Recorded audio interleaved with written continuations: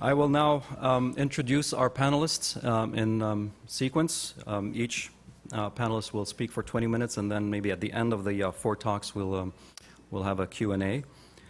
So I will begin now, not necessarily in the seated order, but in order of appearance. I begin with Professor Thomas McDow, who's number in the middle, right there, Mr. Professor McDow is Assistant Professor of History at George Mason University. His research interests include slavery, migration, kinship and commerce in East Africa, Arabia, and the Indian Ocean. And he's currently working on a book about Arab migration to the East African interior in the 19th century. And he will be followed by Nathaniel Matthews from Northwestern University, where he's a PhD student in African history. And he is working on Islamic and family networks in Oman and East Africa. He received his BA in history from Howard University in 2006, and he received a Master of Arts in Global, International, and Comparative History from Georgetown University in 2009. Now, that's my department, so how did you avoid me? And what have you heard? Now, in the fall of 2008, he was a Boren Fellow in Muscat, Oman, where he conducted research on the Swahili-speaking Omani, and he's currently researching a project on Omani historical memory and on Oman's African past. Next, we will have William Gervais Clarence Smith from the School of Oriental and African Studies at the University of London. He is professor of the economic history of Asia and Africa. His latest book is Islam and the Abolition of Slavery, published in 2006. He co-edited with Ulrike Freitag Hadrami Traders, Scholars, and Statesmen in the Indian Ocean, 1750s to 1960s. This was published by Brill in 1997.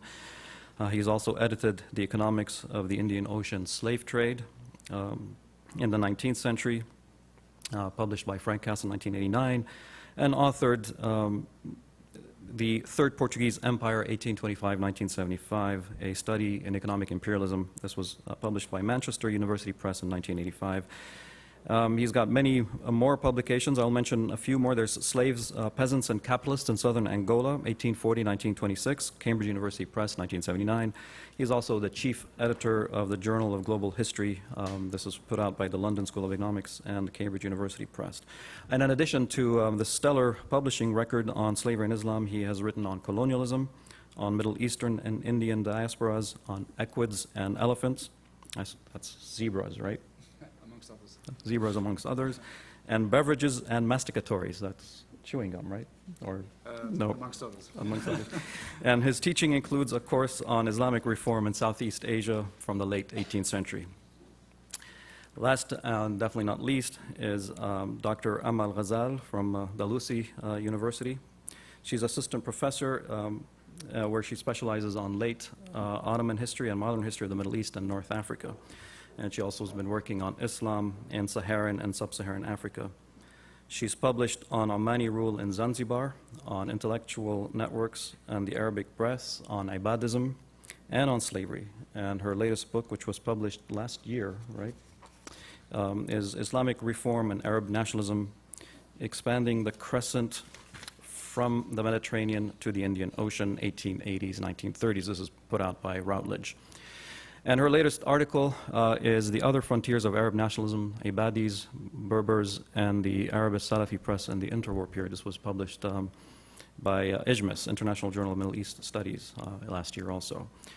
So without further delay, please welcome Professor Thomas McDow.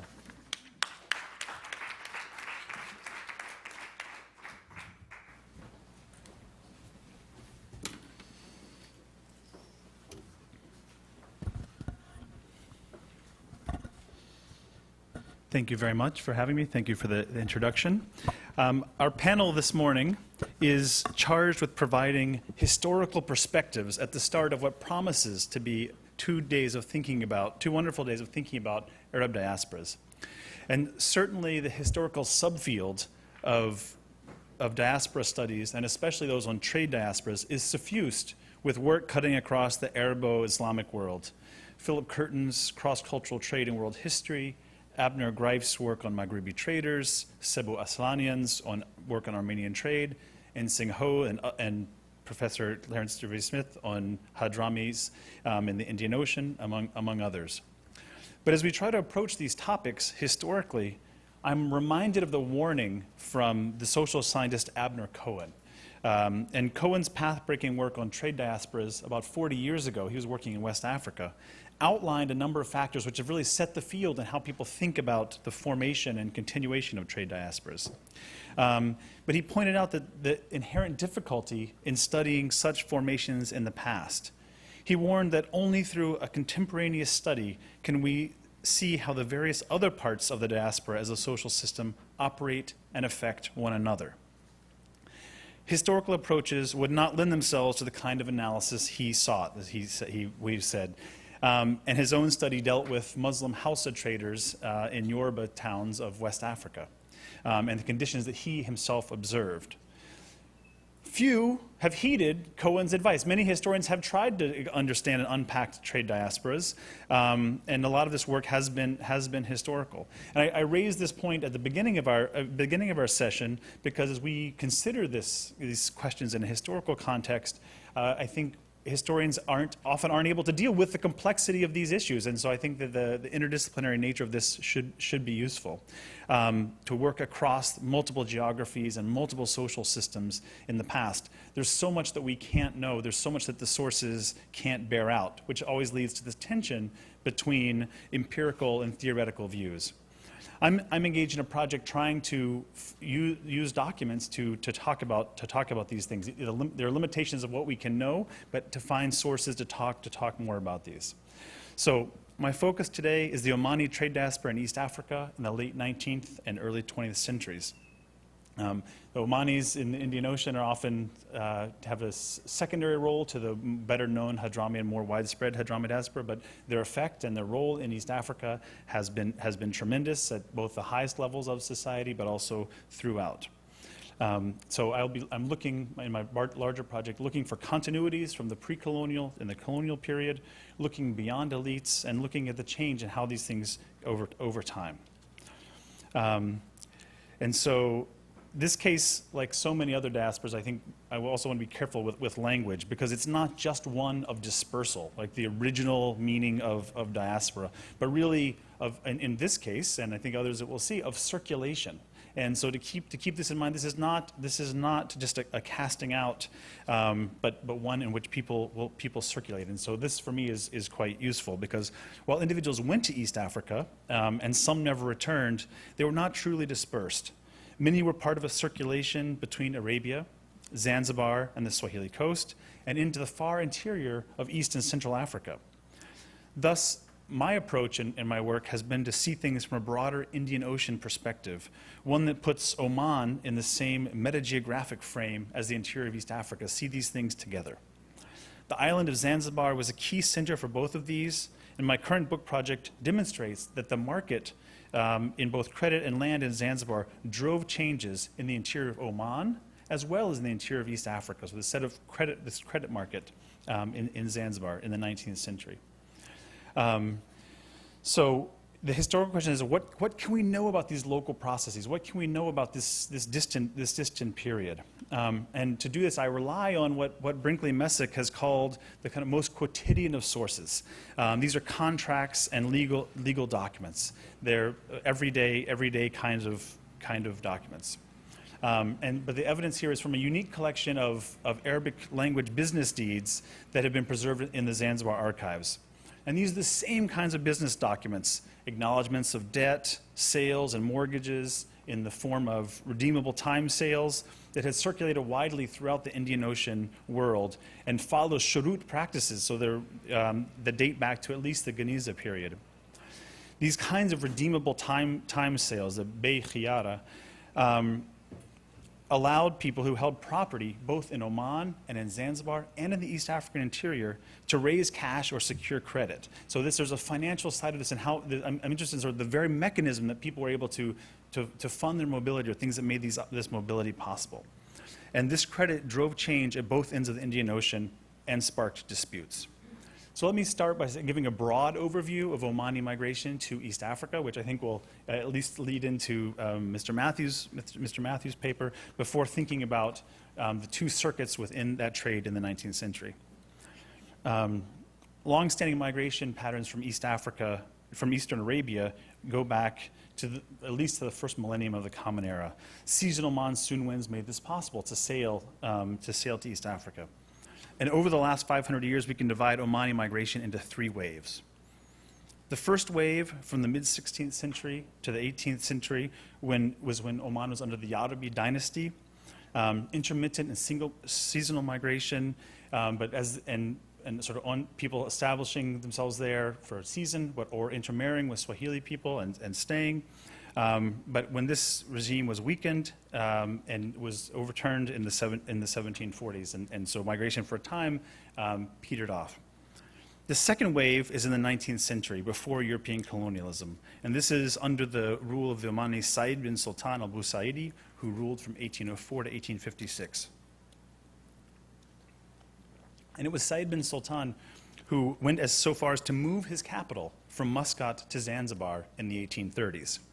From there, he directed the Omani Empire, which had territory in Arabia, in Africa, and also in Asia, from Zanzibar. Although we have to remember the views of him as a great man are often not contested enough, but his rule in both places were always contested. Under Said bin Sultan, Zanzibar became a center of Arab migration, also the center of a commercial empire in East Africa that at its height stretched more than 1,500 miles into the interior, to the banks of the Congo River. He and his sons did not control this territory directly, but it was certainly part of an Omani trade diaspora. Said bin Sultan died in 1856, very appropriately at sea between Muscat and Zanzibar. And this his death set off an internecine struggle between his sons. It also made an opening for British intervention, a stronger British intervention in the region. British officials separated the 2 nodes of what had been one empire between Muscat and Zanzibar through the 1861 Canning Award, where they split this up. And so thus, after 1861, Zanzibar and Muscat were separate sultanates, separate entities. But despite this formal division, this is one of the continuities I'm interested in, migration and exchange across the Indian Ocean seascape continued. Individuals moved between these 2 places, and perhaps more strikingly, people at both ends of this Indian Ocean world, so both on the African side and the Arabian side, used the credit markets in Zanzibar. So I'll come back to this. I want to keep it in mind that this Omani Arab diaspora, migration, circulation, is happening at the same time in the 19th century as one of many sets of circulations of people in the Western Indian Ocean. Hadrami Arabs, Hindu and Khoja Indians, Baluchi, and of course the coerced mobility of African slaves and Indian bonded labor. So I think we're privileging this in the story, but we need to see this as a period of migration and movement. And so the third wave of immigration from Oman to East Africa began in the early 20th century, a time of political fraction and impoverishment in Oman. Immigration and circulation between Oman and East Africa continued really up until 1964, when a bloody revolution in Zanzibar targeted those of Arab descent. This resulted in the deaths of 20,000 perhaps or more people, and the flight from Zanzibar of many, many more. This is, we might say, for the next conference, the beginning of a Zanzibari diaspora. And many of these people returned to Oman, a place where their ancestors had come from, but many of them didn't know this place at all. And so the result has been a very large Swahili-speaking population in Oman today, a fascinating topic that I believe Mr. Matthews will be the subject of his dissertation. So that's an overview of these 3 waves of migration. I want to focus today on the second one and the local processes and trade networks that supported them. It's important to recognize 2 distinct but overlapping circuits of this Omani trade diaspora. The first is the oceanic one between East Africa and Oman, and the second one is a continental one between the East African coast and the far interior. And this was made possible by long-distance caravan routes, rising world ivory prices, and the demand for imported cotton. I will spend less time on this today, but it is part of my larger project. This part of the project, one of a Kuwaiti friend likes to call it Khalijis in the bush. But let's make a few observations about that, and then turn to the connection between Zanzibar and Muscat. When Richard Burton was searching for the source of the Nile in the late 1850s, he came to the town of Kaze, which is now the Tanzanian town of Tabora, and was overjoyed to find the Arab population there. He had just a few years before been on his trip to Mecca, and so was very eager to engage with these Arab-speaking people and to learn about what they were doing. And his source, the account that he wrote, we obviously should read very carefully, but is a rich ethnographic account of this community. And so this is an opening from the 1850s, but it's a little understood population. So I'll just say a few things about this caravan trade and the way it works before turning to the other side of things.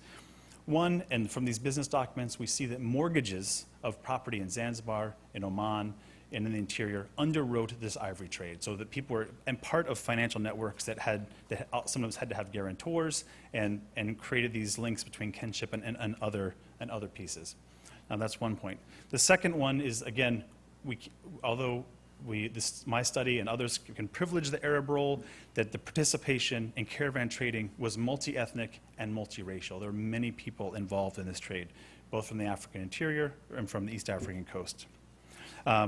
These caravan routes that were pioneered at the time became the basis for European exploration, so that's another sort of side story. But I think importantly, the weakness of the state in Zanzibar was such that mechanisms of debt enforcement meant that beyond the coast, where the Sultan maintained customs posts and guards, debtors had the option to default. So in the 1870s, a European explorer noted that Arabs borrowed large sums on trust from credulous Hindis and Banyans, and having failed in the venture, now prefer to endure the exclusion to which they have subjected themselves, to returning and being arrested by their enraged creditors. Others, again, are not merely bankrupts, but persons who have fled the vengeance of the law for political offenses as well as ordinary crimes. There are many who are in better circumstances in the interior than they would be on their own island of Zanzibar. Okay? So this sense of better circumstances, that people are pursuing this opportunity and maybe manipulating their access to credit to make that happen. And in the larger work, I spent a lot of time on the trope of the indebted Arab or coastal trader who was seen as out of place and somehow unable to return to the coast. But I make a larger argument that people like these traders, with their families and their farms and their trading networks, they encouraged and contributed to the growing settlement of the interior. So these Arab migrants end up being nodes at which a larger formation comes about. So although social sanction and broken trust may have limited their ability to return to the coast, they still took part in networks of trade and developed other things. Kinship, so the economic role is important for this interior, but kinship is also important, although I think has been surprisingly underappreciated in this.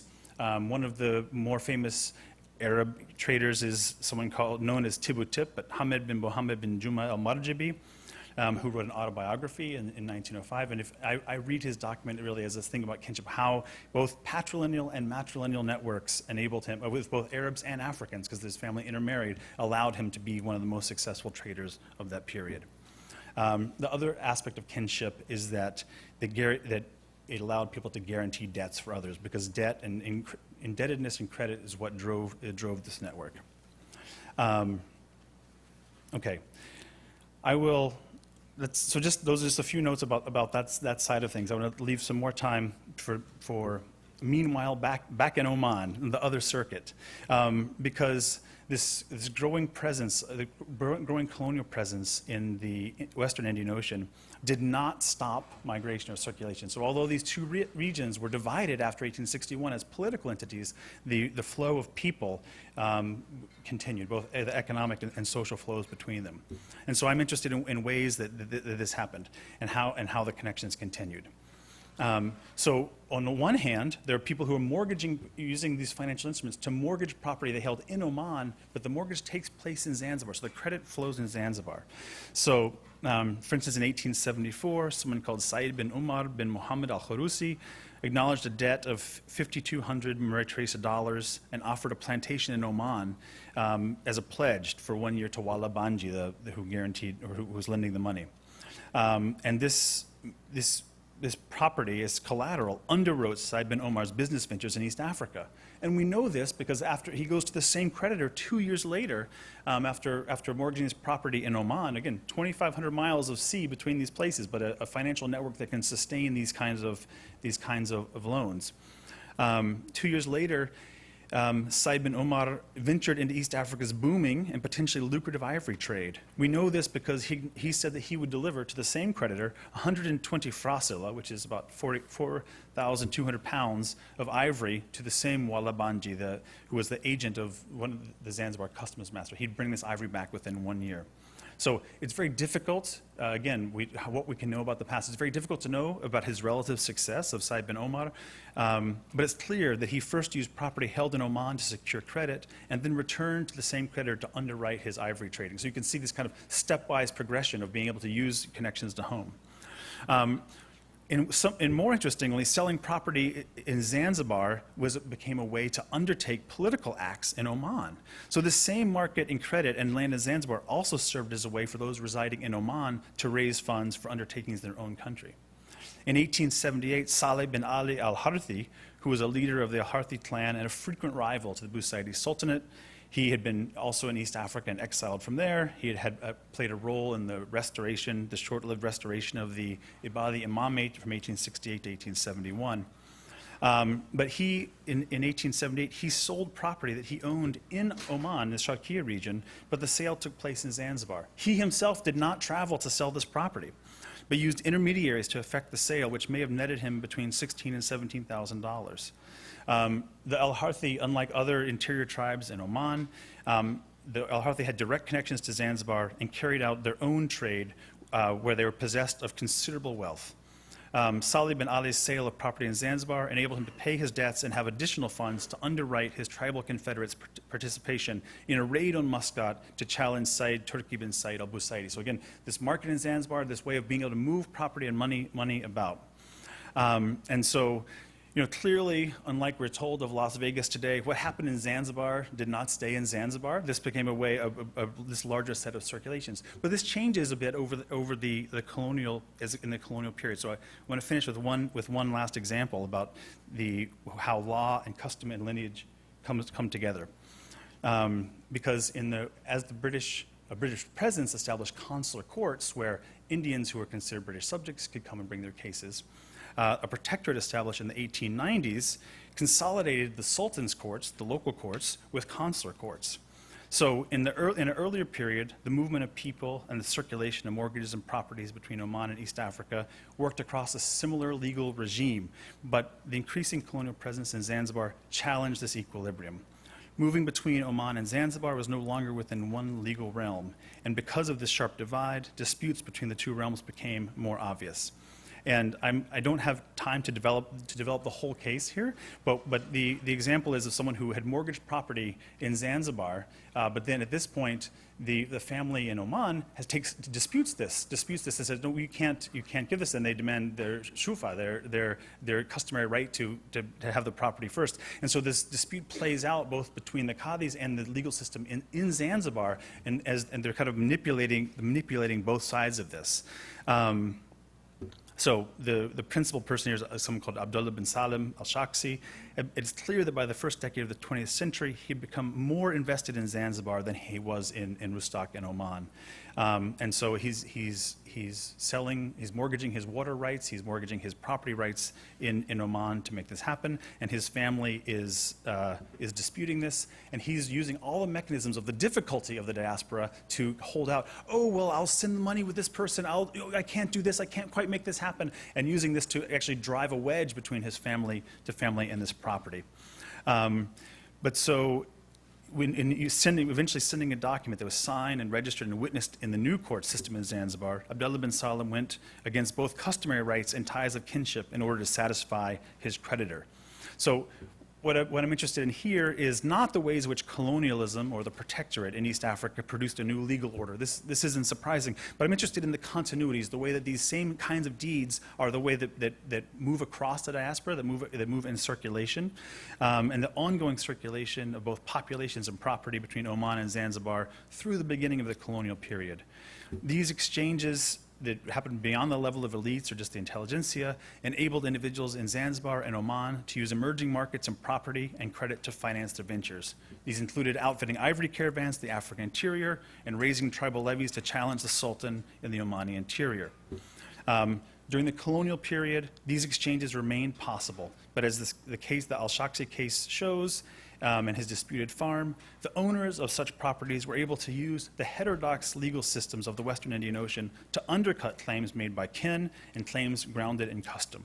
So these are just a few examples to try to show, to get beyond the limitations of understanding how diasporas work on this economic side, to unpack this kind of the history of the complex history of diasporas. So I hope this opens up a conversation about the historical perspective. I very much look forward to the other disciplinary interventions. Thank you very much.